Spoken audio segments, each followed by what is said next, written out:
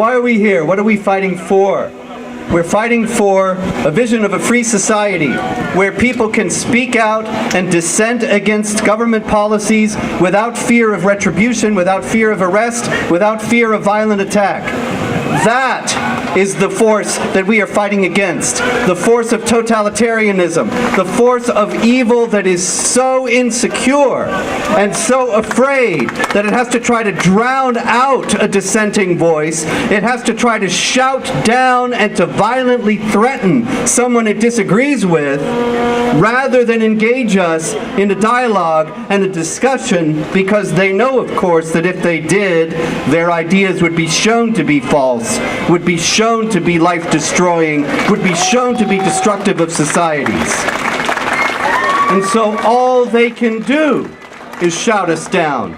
All they can do is blow their horns. All they can do is try to attack us physically, because they cannot defeat us intellectually or morally. No, I will never shut up.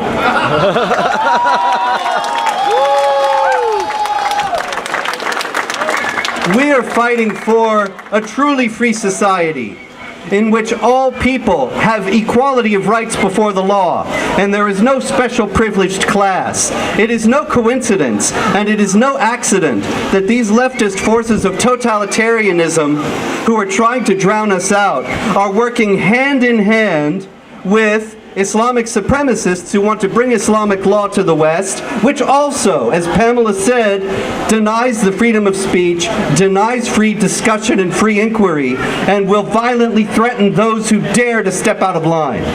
There is no accident there in that convergence. They are the forces of authoritarianism, the forces that are arrayed against freedom and democracy and true human rights. We are standing for the freedom of speech. We are standing for the right of free human beings in a free society to speak their mind.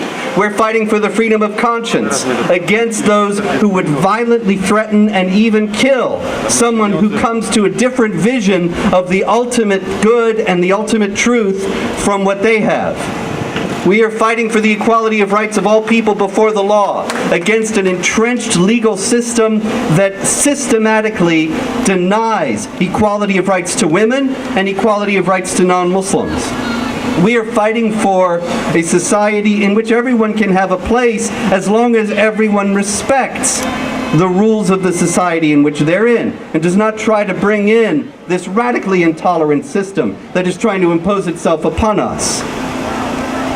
Tolerance of the intolerant is suicide.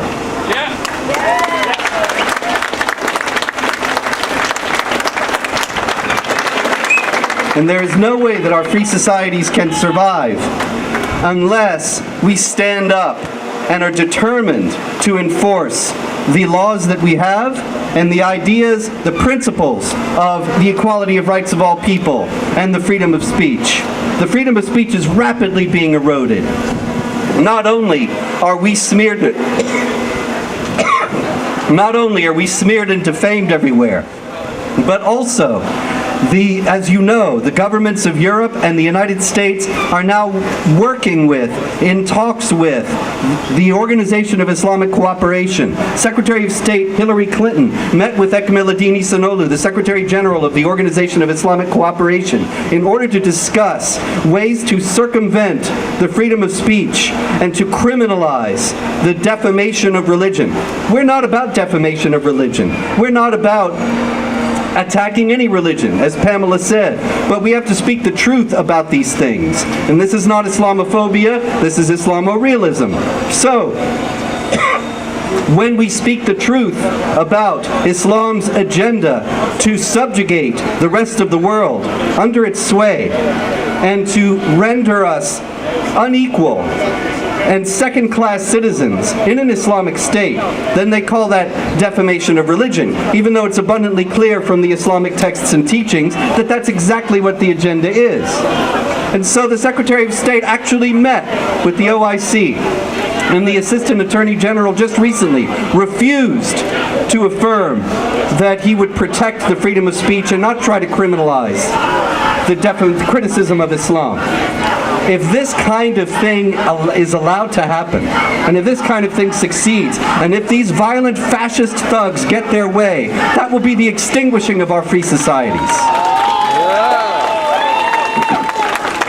And so we must never let these fascist thugs and the fascist system of Sharia prevail in Sweden or in the UK or anywhere in Europe or in the United States.